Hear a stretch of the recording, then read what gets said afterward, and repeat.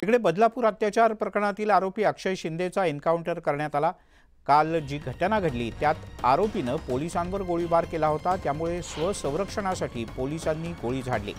कायदा सुव्यवस्था बिघडवण्यासाठी विरोधकांकडून प्रयत्न सुरू आहेत। आता आरोपीला शिक्षा मिळाली आहे तर विरोधकांना दुःख होतंय अशा शब्दात खासदार डॉक्टर श्रीकांत शिंदे यांनी विरोधकांना जोरदार टोला हाणलाय।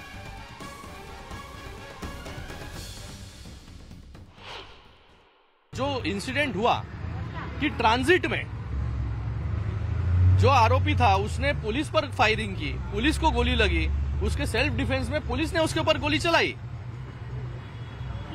लेकिन विपक्ष कहता है ये फेक एनकाउंटर।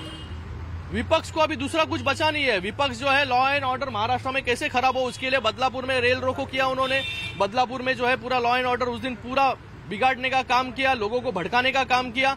तभी वही लोग वहां पर चिल्ला चिल्ला के बोल रहे थे कि आरोपी को हमारे ताबे में दो, हम आरोपी को शिक्षा देंगे। आज आरोपी को जो है वो शिक्षा वहां पर मिली है। त्यामुळे श्रीकांत शिंदे यांनी विरोधकांना सडेतोड प्रश्न विचारलाय, कारण ज्या वेळेला ही घटना घडली होती त्यानंतर अवघ्या 2 दिवसात जेव्हा बदलापूरमध्ये रेल्वे रोकोसह विविध प्रकारची आंदोलनं झाली, शाळेमध्ये संतप्त पालकांनी आणि काही अन्य लोकांनी येऊन तोडफोडही करण्याचा प्रयत्न केला होता। या सगळ्या दरम्यान अक्षय शिंदेला आमच्या हवाली करा आणि ताबडतोब फाशी द्या अशी मागणी विरोधकांकडून करण्यात येत होती। वळूयात पुढच्या एका महत्त्वाच्या बातमीकडे।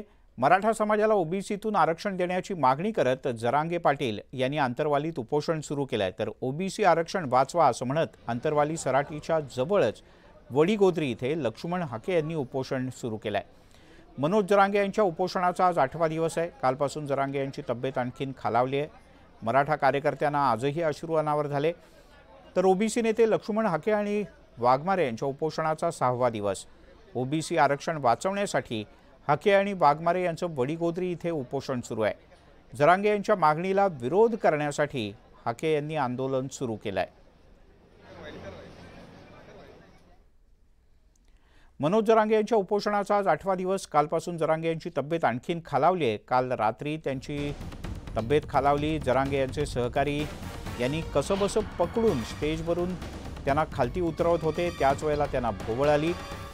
जरांगे यांची प्रकृती बिघडल्यानं मराठा कार्यकर्ते सुद्धा हवाल दिले आहेत। उपोषणाच्या ठिकाणी आलेल्या महिलांना तर आज अश्रू अनावर झाले।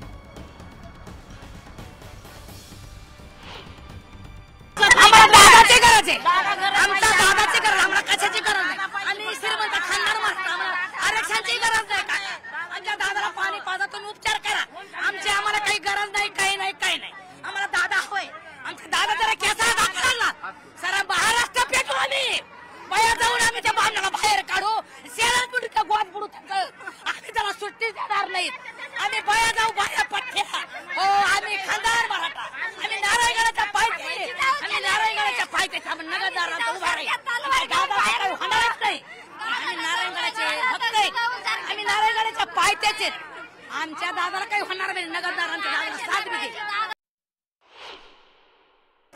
आम्हाला काही झालं तर आम्ही त्याला अजिबात सोडणार नाही।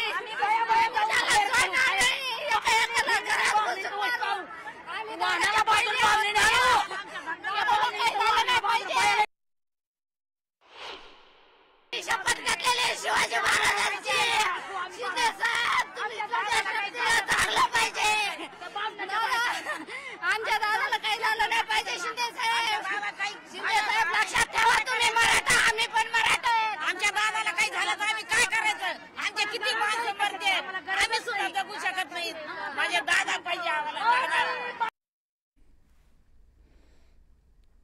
तिकडे पंढरपूरमध्ये धनगर समाजाचं आरक्षणासाठी उपोषण आंदोलन सुरू आहे। या उपोषणाचा आज 16वा दिवस आहे। आरक्षणाच्या मागणीसाठी करण्यात येणाऱ्या आंदोलनाचा पुढचा टप्पा म्हणून राज्यातील धनगर समाज पंढरपुरात एकवटला आहे। राज्यातील सर्वपक्षीय धनगर समाजाचे नेते सुद्धा इथे उपस्थित राहणार आहेत। या निर्धार मेळाव्यातून आंदोलनाची पुढची दिशा सुद्धा निश्चित केली जाईल। धनगर बांधवांनी सरकारला दिलेला 8 दिवसांचा अल्टिमेटम संपलाय। त्यामुळे पंढरपुरात होत असलेल्या या धनगर समाजाच्या निर्धार मेळाव्यात काय होतं हे पाहणं महत्त्वाचं आहे।